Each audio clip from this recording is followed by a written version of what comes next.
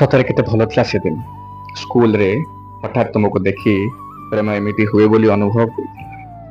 ଅଜଣା ଚେହେରାଟା ସତେ ଯେମିତି ଜଣା ଜଣା ଲାଗିଥିଲା, କିନ୍ତୁ ତୁମକୁ ମନର କଥା କହିବାର ସାହସ ହୋଇନଥିଲା।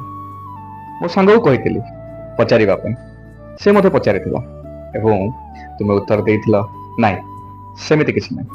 ହଁ, ସେ ସମୟରେ ମୋ ମନ ଟିକେ ଦୁଃଖ ହୋଇଥିଲା, କିନ୍ତୁ କିଛି ମାସ ପରେ, ମାନେ ପରୀକ୍ଷା ସରିବାକୁ, ତୁମେ ଫୋନ କର ଓ ମୋର ତୁମେ କଲ୍ କରିଛ ବୋଲି ବିଶ୍ୱାସ ହୋଇନଥିଲା। ପରଖିବା ପାଇଁ ମୋର ସେ 3ଟା ପ୍ରଶ୍ନ ମନେ ଅଛି ନା? ସେ 3ଟି ପ୍ରଶ୍ନକୁ ତୁମେ ଭୁଲିଗଲ? ପ୍ରଶ୍ନ ନମ୍ବର 1, ମୋ ରୋଲ ନମ୍ବର କେତେ? ମୁଁ କେଉଁ ଧାଡ଼ିରେ ବସେ? ଆଉ ମୁଁ